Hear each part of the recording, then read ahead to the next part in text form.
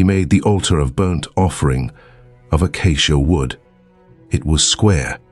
Its length was 5 cubits, its width was 5 cubits, and its height was 3 cubits. He made its horns on its 4 corners. Its horns were of one piece with it, and he overlaid it with bronze.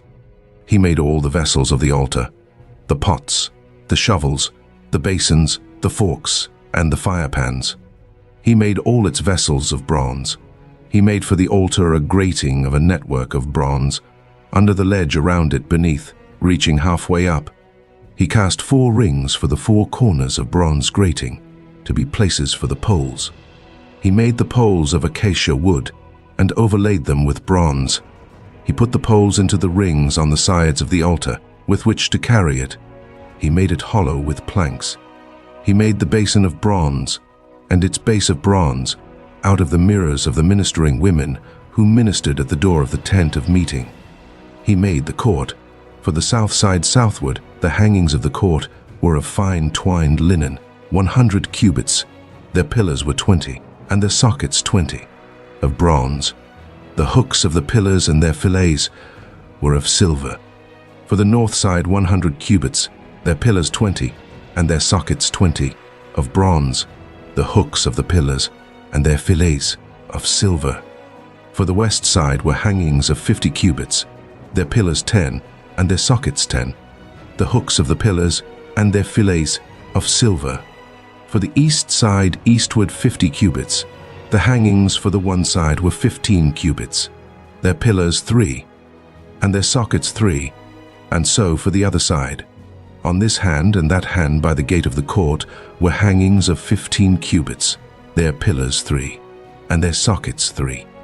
All the hangings around the court were of fine twined linen.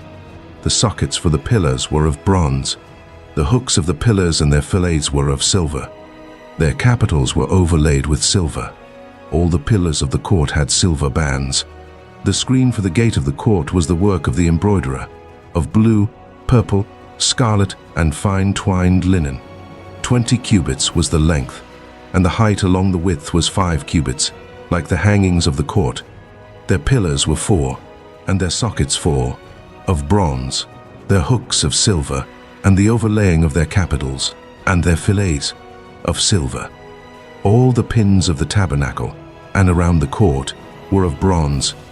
These are the amounts of materials used for the tabernacle, even the tabernacle of the testimony, as they were counted, according to the commandment of Moses, for the service of the Levites, by the hand of Ithamar, the son of Aaron the priest, Bezalel the son of Uri, the son of Hur, of the tribe of Judah, made all that Yahweh commanded Moses.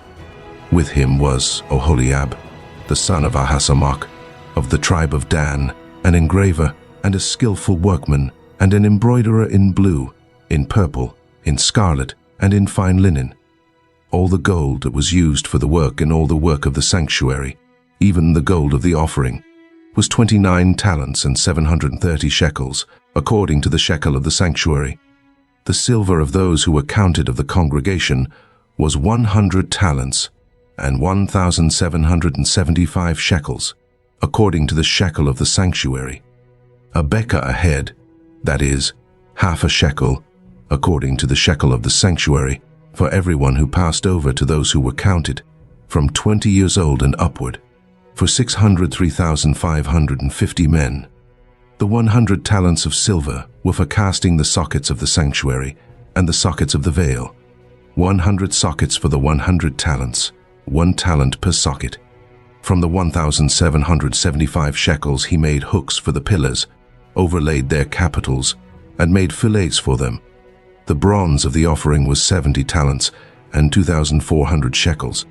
With this, he made the sockets to the door of the tent of meeting, the bronze altar, the bronze grating for it, all the vessels of the altar, the sockets around the court, the sockets of the gate of the court, all the pins of the tabernacle, and all the pins around the court,